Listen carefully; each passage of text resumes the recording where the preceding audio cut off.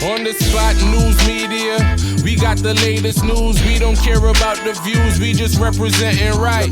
Put local news internationally every night. On the spot, wave that Jamaican flag from left to right.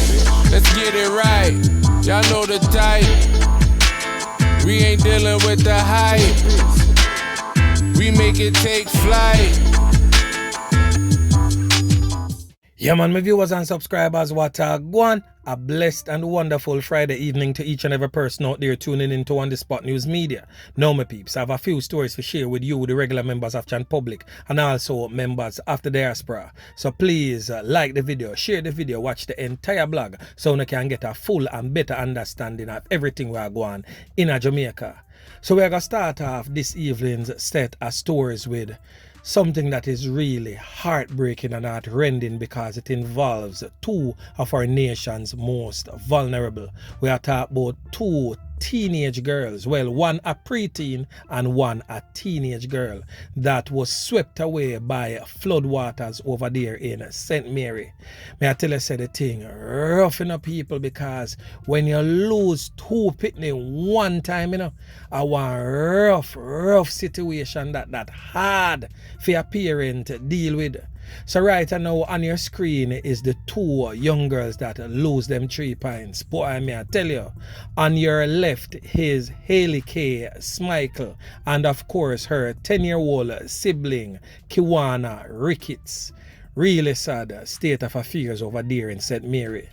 So the grief-stricken community of Job's Hill in St. Mary is definitely in mourning after the body of one of the two girls that was washed away during heavy rains on Thursday afternoon was found. This was confirmed by Superintendent of Police in charge of the St. Mary Police Division, Babette Morgan Simpson. She also stated that the police and the Jamaica Defense Force and the community members are still searching for the other child. 14-year-old Hallekaye Smichael and her 10-year-old sister Kiwana Ricketts were in the presence of their mother whilst washing clothes at the river, and when the mother left to hang the clothes out, they were washed away by the heavy downpour of rain that overflowed the banks of the river. All of this took place about 2:30 p.m. So we're going to hear from the superintendent in charge of the St. Mary Police Division and also the mother of the child as she explained in her own words what really took place. Listen. This search started again this morning, and one of the bodies has been found. And I'm not sure at this point which one of the little girl's body has been found, because the scene will have to be processed and by the scene of crime. So when that happens, then the identity of that child will be known. Search continues for the other child that is missing. I was there. I was washing, and the rain come down. So finish washing. I went up to my house to hang out my clothes. And by the time me reach up at the house, my little son come and tell me, say, them wash wet. And put on the pants, them where I run come down there to see if I true. And when they reach me, nothing on the sign of them. So I just start call out and make some alert, and everybody run out and start to search. Can't find anybody. So that was the voice of the distraught mother that lost both daughters to heavy flood rains over there in Job's Hill, St. Mary. So we just want to take this time out to offer our most and sincere condolences to the bereaved family of 14-year-old Hallekaye Smichael. It is said that the 10-year-old has not yet been fished from the river, but the search continues. So still in the parish of St. Mary, a man is now 6 feet under, gone a Hallekaye country land, never to return to the land of the living, courtesy of his own nephew. Domestic dispute again, my peeps. Gone bad. So the nephew of the man who is now deceased is presently in custody following the fatal knifing of his own uncle over there in Fontabelle, Orekobesa in St. Mary. All of this took place yesterday. So the deceased has since been identified as 37-year-old Oral Murphy, otherwise called Ziggy of Fontabelle. About 2:30 p.m., Mr. Murphy and his nephew was in a heated conversation when him get a whole heap of knife tap up all bout both over in chest. Boy, me I tell you, say the man deal with him one uncle a certain type of way. Now, Sonia, who is the mother of the deceased, said that her son had raised a concern regarding his nephew's goats when he was fatally taken out by his own nephew. So we're going to hear from the mother of the deceased as she gives a brief explanation of what really took place. St. Mary has recorded 29 loss of life up to date. Boy, may I tell you, the rural parish of St. Mary are going terrible. My son now, he say he have goat, and he say goat in a very nice place. You understand? And he say yes, the goat eat up something in a nice place. So him go there and want to talk to him, and the boy stab him. Because of that? Yeah.